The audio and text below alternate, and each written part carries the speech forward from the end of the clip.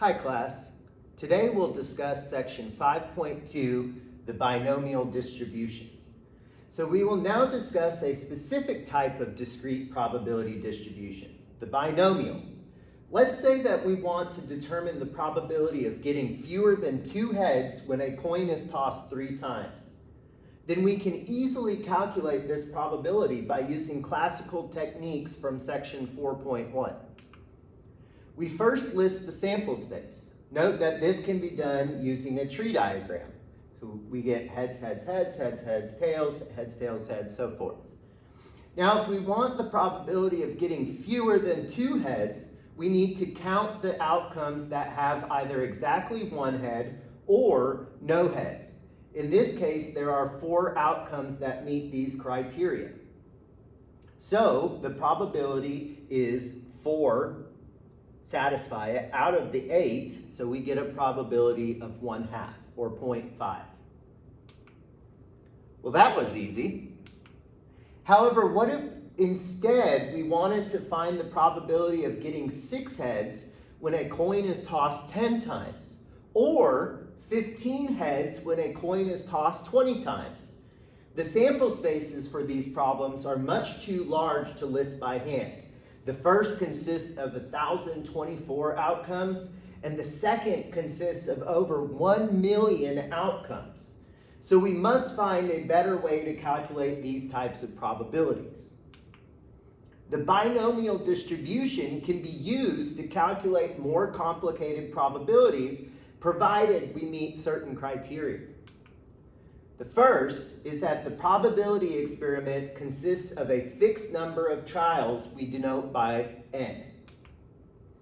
Each trial is independent of the others. Note that we say 2 events are independent if one event happening does not influence the probability of the other event happening. 3, for each trial, there are only 2 possible outcomes. For counting purposes, one outcome is labeled what we call a success, and the other is labeled what we call a failure.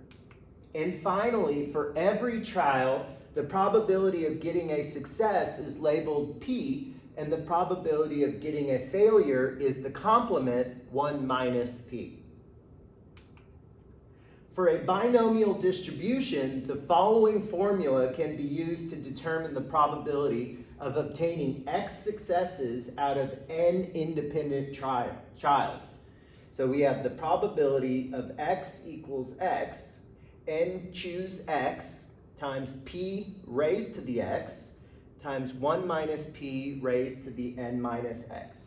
Now notice the notation here. This is very similar to our notation from our previous section, section 5.1, because x is a discrete random variable. What we're doing for a binomial is we're counting the number of successes. Notice that little x represents the number of successes. So we're counting the number of successes out of n trials. That's what a binomial is doing. Let's look at a very simple example. What is the probability of getting exactly 6 heads in 10 coin tosses?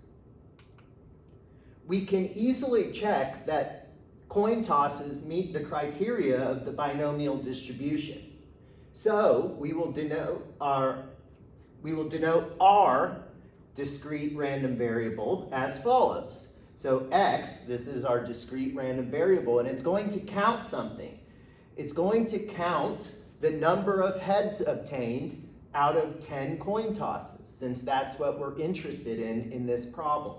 Now, we know that n equals 10 because we're going to flip the coin 10 times, and we're asked to find the probability of x equals 6. Note that this tells us little x equals 6 in our formula, right? Because we're asked to find the probability of getting 6 heads out of 10 coin tosses.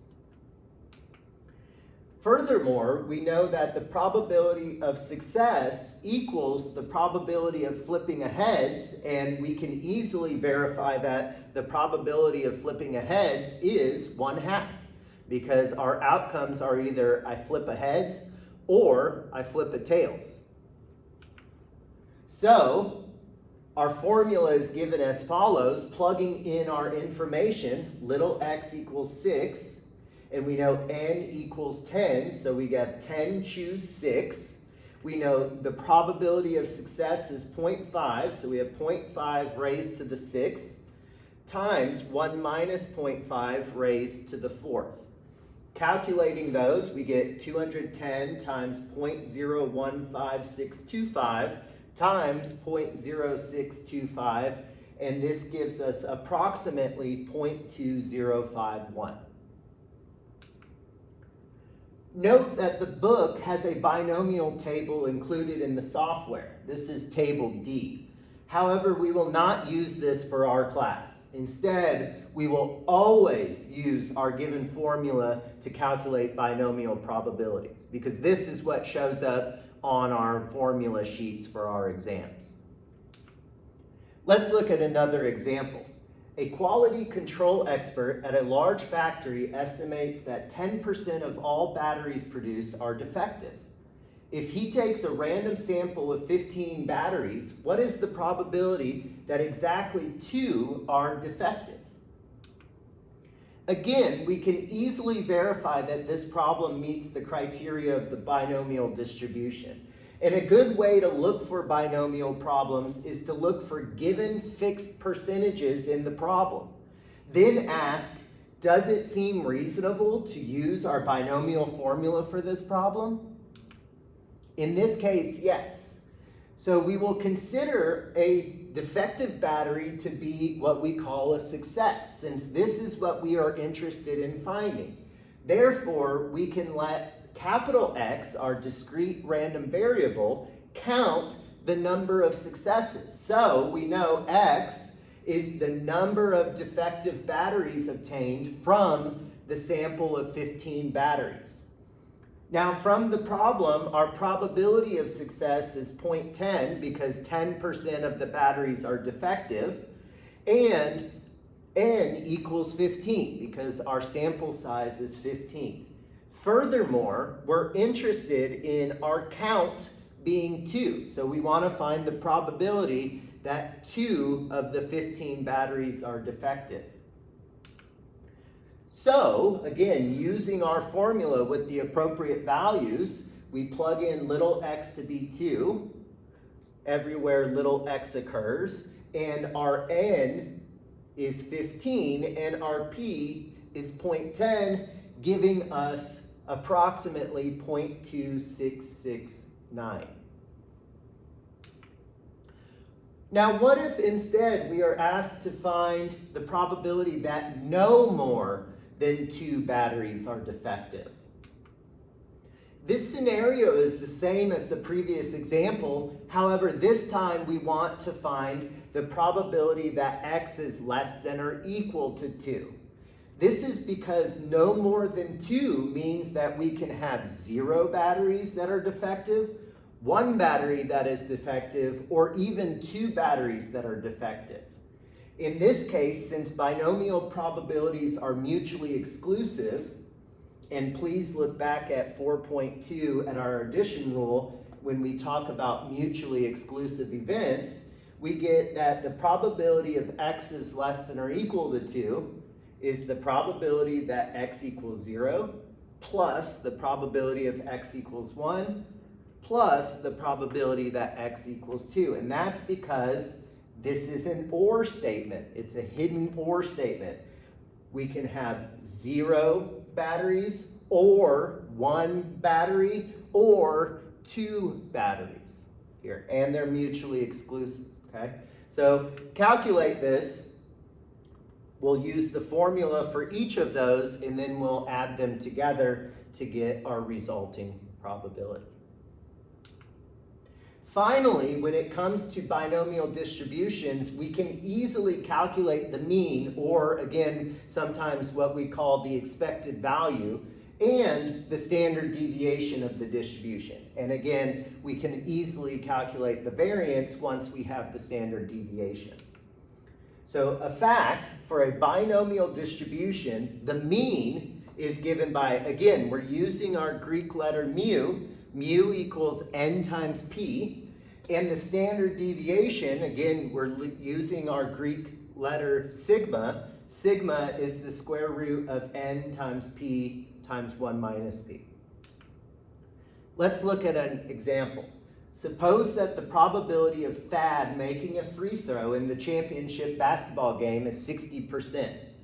Assume that Thad attempts 7 free throws during the game. So notice when we're reading this, we go, oh, look, we're given a fixed percentage and a number of trials that we're doing something. So we ask ourselves, is it reasonable to use the binomial? In this case, it is. So now we ask ourselves, how many free throws should we expect Thad to make of the 7 attempts during this game?